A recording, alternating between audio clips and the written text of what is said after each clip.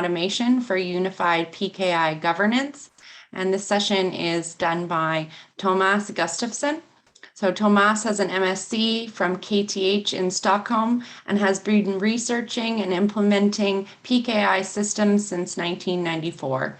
He is the founder and developer of the open source enterprise PKI project EJBCA, a contributor to numerous open source projects, and a member of the board of Open Source Sweden.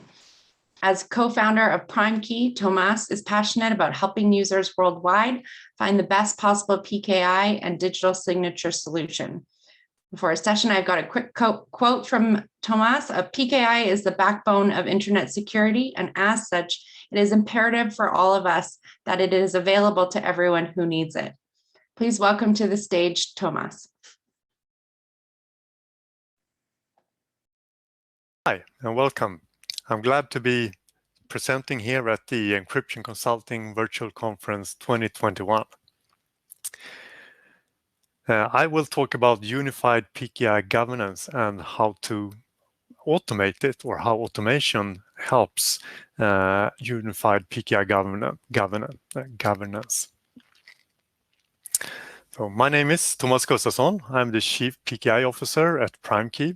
I've been working with PKI since 1994. And in 2001, I founded the IDBCA open source PKI project. And yeah, I've been doing PKI ever since then. So the short agenda for today is that I will start talking a little bit about PKI Silos and what I mean with that, and unified governance and what I mean with that.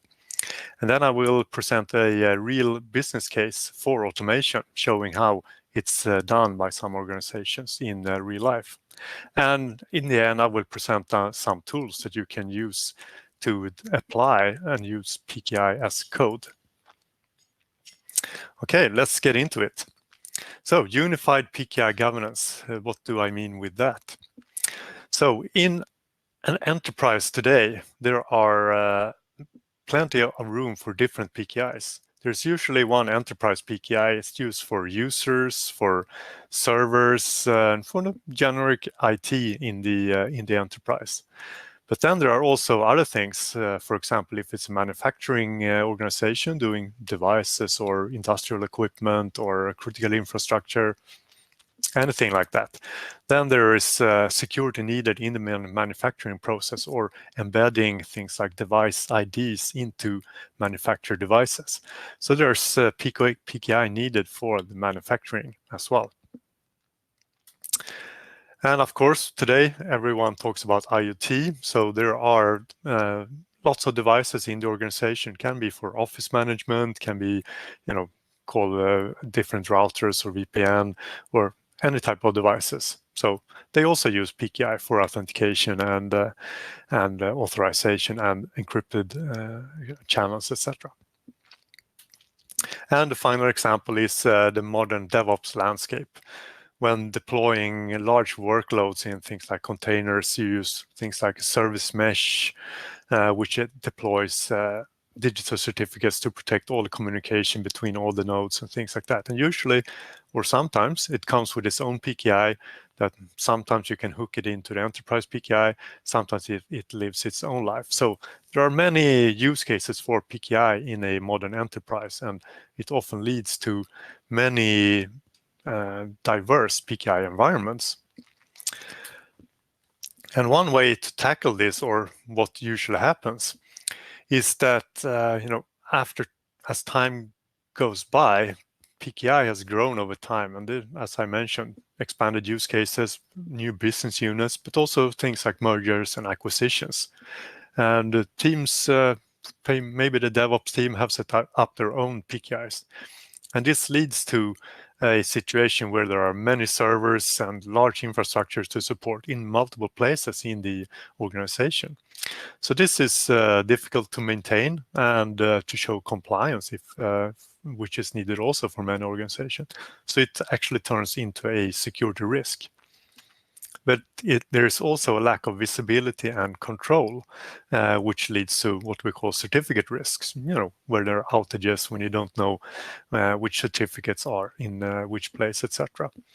So one way to tackle this is through PKI consolidation, where you convert hard to maintain multi location PKIs into a consolidated enterprise PKI. But it's not always this is possible, even though it's a good way to go. Because there will always be a need for individually non-connected PKIs to support specific use cases. Either it can be that specific needs of this use case or business units are either incompatible with other PKIs, or may even cause risks to a central PKI if they would be consolidated into that. For example, latency topics. One specific PKI may have very specific latency requirements, which is very hard to get to if you have to mix it with many other use cases. But anyhow, so there is definitely a need for isolated own PKIs. They may link up to corporate root CAs, but they will still be local deployments for the issuing CAs.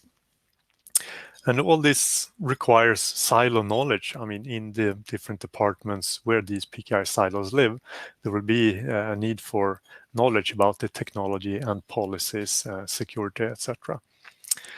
But there still is a lack of central control, which we here call a governance risk. And that includes things like which algorithms are approved, certificate policies, are hardware security modules used, and all things like that, which usually a security department in the organization wants to keep track of. So a small outline of why you need to own the risk, even if you have or when you end up with different PKI silos. So there are to the left, there is new business lines require certificates, and you have to evaluate the business criticality to see that if it requires ownership of your organization. It may need to scale up and down, and absolutely new functionality is needed nowadays in many cases. And there are also these compliance and regulations which come into play. That the organization needs to comply both, of course, with internal audits, but also external regulation and external audits. So this drives a need for consolidation and or what we call central governance, even if you have different PKI silos. So the question is, of course, how to do it in a nice way. So what the three pillars for PKI governance that we define is one that is called, or we call, control and compliance.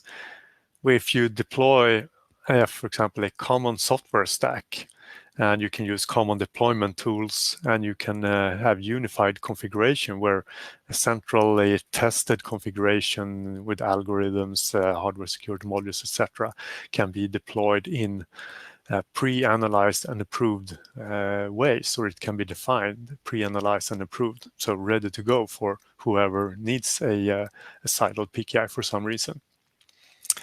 And by having this, it gets much easier to use. The organization can share knowledge between the different departments that need PKI knowledge, instead of having completely isolated islands which needs full knowledge of everything, maybe different technologies as well.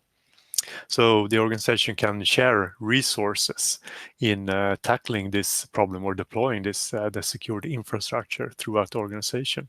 You can have things like community of practice, which is a term from the Scrum world. And we call it central governance. You govern policies, things centrally, but you have local operations. So you can share through knowledge sharing, you can still run a very tight local operation. And this enables new use cases, be it in cloud or on-premise or hybrid use cases where you have both cloud and on-premise, of course. And you can also don't have to be too concerned if it's always connected or never connected. After analyzing the business requirement, you will know what to do if it takes part in a consolidated PKI or a PKI silo. It doesn't, well, it matters, but not that much. So a picture of the hybrid approach that we draw is the various PKIs that I mentioned before: corporate IT for employees, their devices and servers; manufacturing can be on a factory floor, identity or device identity certificates during provisioning or manufacturing of devices; IoT, of course, connected solutions can be in the field; and distributed developers driving different DevOps chains, both for code integrity and secure communication, etc. That needs always a fast pace. But as a backdrop to this, you have a central PKI governance. So even though they are separate parts of the organization, you still have central control over the important parts that matter. You can even overlay it with the central inventory and monitoring of certificates, etc. And the road to PKI governance can be outlined like this, because still, of course, there are a lot of things to consider when you start going down this route. So you have to consider key management. If it's hardware key management, which is the most, of course, recommended today, but depends on if you're on-premise or in the cloud. So you need on-premise or cloud HSMs, depends on which control you need of your keys as well. And then you have the PKI management with compliant profiles to be compliant with your policies and procedures and possible regulations. And of course, multiple algorithms. Common today are RSA and ECDSA, but there are others coming up as well. And your organization or the organizations that need PKI have different operational considerations. Things like online or offline. For example, in a factory environment, it's not for sure that it's always online. Things like latency and throughput. Also for manufacturing, latency requirements may be very specified, while for an IoT environment, the throughput is very important to be able to issue a lot of certificates or validate. And of course, your organization also have organizational considerations such as reusing in-house PKI expertise, as I mentioned, knowledge sharing. Does the organization have well-defined IT operation? I mean, a well-defined, for example, VM or operating system. And of course, if there is a unified corporate strategy between different business units, especially if it's a global operation, things can differ. Feeding this into the play button, you're ready for automating your PKI governance across various PKI deployments. So a summary of this first part is that business needs will drive the need for PKI silos, but leveraging a common platform for both PKI and things like hardware security modules, you can have a single stack, unified configuration, on-premises, cloud, and hybrid, and mix things in a good way, even though there are different deployments. And this we call unified PKI governance. Next, I will show how you can use PKI automation with Ansible to achieve the central PKI governance.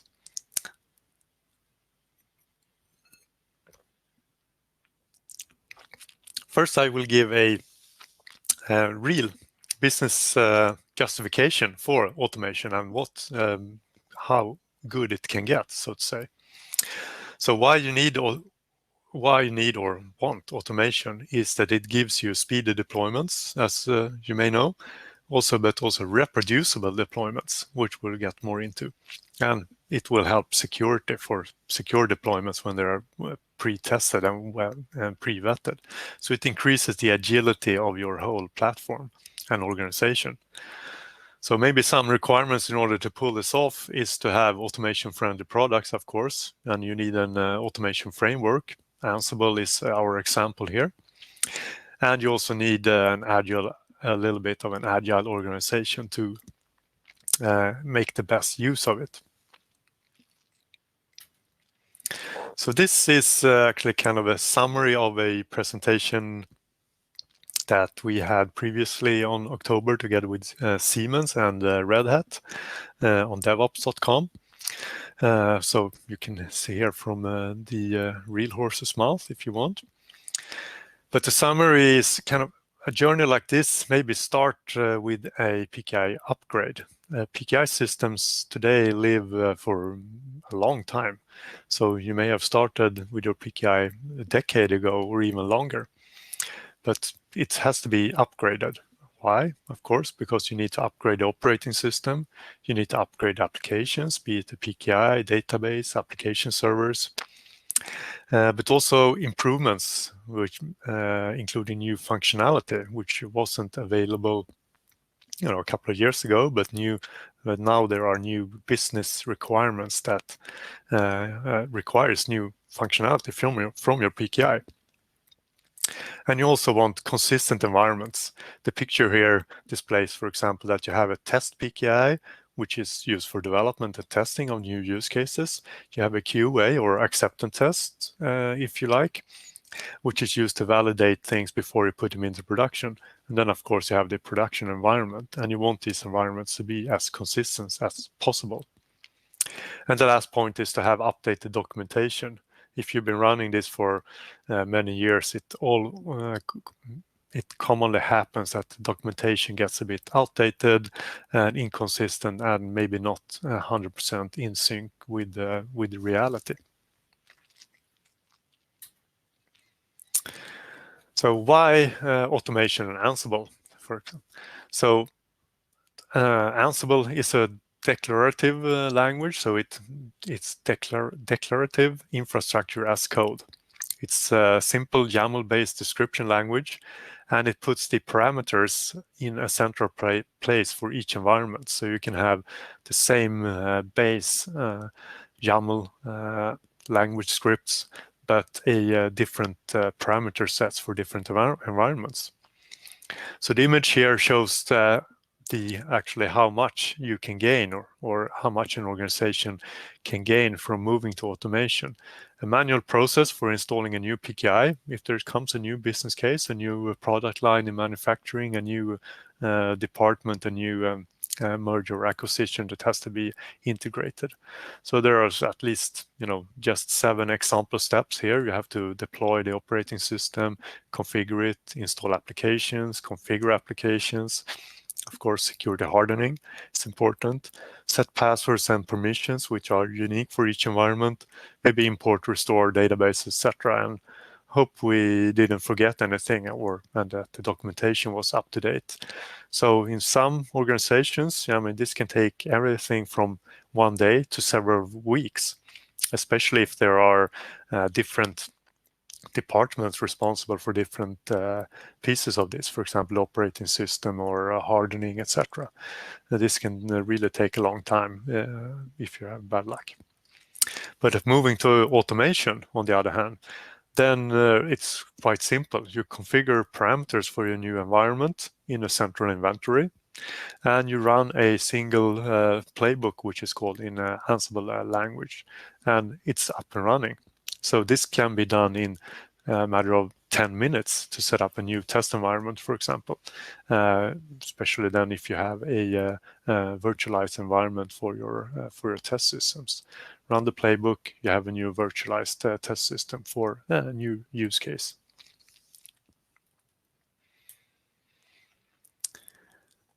So the same with when you move it to production, for example, in contrast to when previously used manual testing, which has repetitive tasks, is very time consuming and unfortunately error prone. When you have automated testing, it's faster. There are no errors, or well, at least no errors for the test you have defined, and automated reporting, so you get nice reports. And it enables very nice things like previously you had a single test environment where you tested new use cases, etc. And of course, if there are multiple new use cases coming in at the same time, you have to share the test environment and, well, time sharing or just sharing the same infrastructure. It kind of this risk that you get on each other's toes, and you don't really know which configuration change did what in the end. But with automation, as I mentioned, if you can set up a new environment in 10 minutes, you can have multiple labs. So you can test multiple features at the same time. Or even every developer tester can have their own personal lab and do stuff. And of course, there's version control. So you know exactly for test feature one environment has exactly this configuration, and feature 2 environment has another configuration, etc. And this can be version controlled, so and easily diffed, just like, well, if you're a developer using Git, you know how it works. It's very efficient, under control.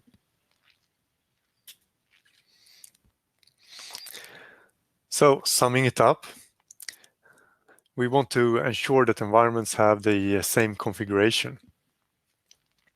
It has also been a problem historically, so to say, that when you're moving from test to production, things don't exactly look the same, which makes it actually not impossible that errors pop up in production that didn't pop up in the test environment. But with this, what also automation gives you is that your test environments and the production environments are as similar as they just can be, which lowers the risk that anything pops up in production. And finally, so upgrading documentation of the system, which I mentioned in the beginning as well, which is a bit of a hassle in many places. With Ansible, every task is documented in a code, so the code is the documentation, and the documentation is always up to date through to continuous integration. So you can also even make an automated testing pipeline. So when code is committed to Git, for example, to set up a new testing feature, a new lab environment to test a new feature, there are webhooks into continuous integration. Continuous integration will build a new product, doing syntax checking and code reviews. And every night, a complete sandbox is built for the PKI test environment, running end-to-end tests. We're building VMs, be it Windows or Linux, and even doing operating system updates and hardening, and then running application tests with the services, URLs, ports that logs look as they should. So, after the night has passed, your test environment has gone through automated testing, which makes you at least more comfortable that things work as they are planned to work than without this. So finally, showing some open source Ansible playbooks that can be leveraged for PKI as code. So we have a challenge of deploying really large PKI infrastructures. So the solution, of course, is using Ansible playbooks for automation, which I will give an overview of. And keeping these playbooks open source enables collaboration. So we'll invite everyone to collaborate if possible. So one challenge that our teams faced is deploying a huge scale PKI. So I don't expect you to really be able to dig into the images there on the right, but the top one shows the physical deployment infrastructure, which is 14 machines or VMs with the PKI. There are, of course, cluster high availability certification authorities. Then there are validation authorities for OCSP and registration authorities for registration authorities, bringing the number of machines to a fairly high number. And the bottom picture shows the logical CA infrastructure with 15 certification authorities in a 3-tier CA hierarchy using external root CS actually. And it's a mix of RSA and ECDSA using network hardware security modules, separate databases with strong authentication, and even HTTP proxies with custom configuration for stable short URLs and things like that. So a fairly complex setup, which would take a good amount of time if doing manually. So the solution, of course, here is to use Ansible to deploy the whole PKI environment. In this case, virtual machines, but it can be on-premise, it can be in the cloud, it can be hybrid using VMs or containers, etc. And having modular Ansible playbooks enables you to deploy different components with different features or different configuration and very reproducible deployments. So you can have the same run the same playbooks in test, acceptance, and production. And one important piece is that you can use a vault for controlled secrets, because one of the OWASP top 10 vulnerabilities is usually to have passwords in code, but you can use vaults to separate passwords from your inventory and scripts, so you don't have any secrets in the code when you say PKI as code. And it's also things like HSM key creation. So you can have a common base configuration of HSMs which are adopted to the local deployment. So the playbooks are not, exclusive for the PKI, but there are different or separate roles for HSM deployments. So you can use just parts of these open source playbooks if you want to play around with deploying hardware security modules.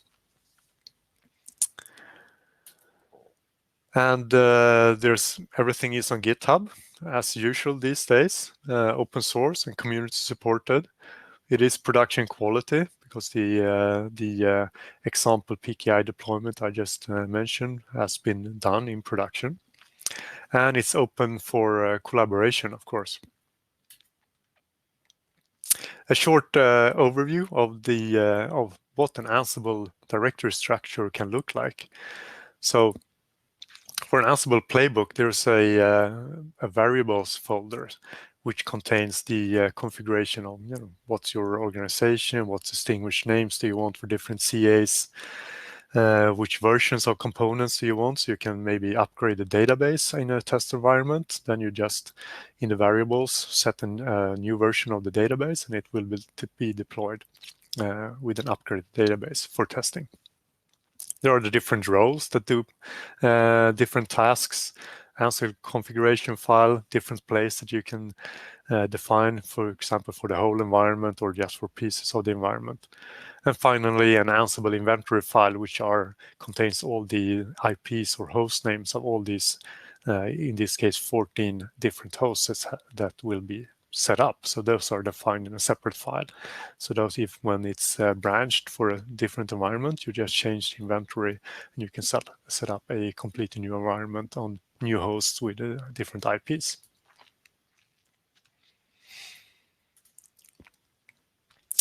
An interesting Ansible definition is idempotency. So which means that an operation is idempotent if the result of performing it once is exactly the same as the result of performing it repeatedly without any intervening actions. That means that you can run these playbooks multiple times, and in the end, the result will be the same as if you just run it once. For example, if it happens that a network is down, you can rerun it when it's up, and it's going to continue and produce the same end results without too many surprises. So final keys to success.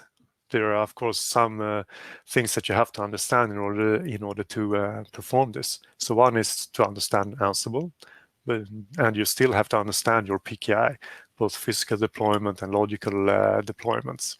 and understand your operations. And it's good to have a dedicated development environment for Ansible, of course, to develop the playbooks themselves. And you need an environment with the ability to quickly provision and deprovision development environment components. This is what gives you the ability to, just by clicking a button or running a script, have a complete new environment up and running in a virtualized environment, of course.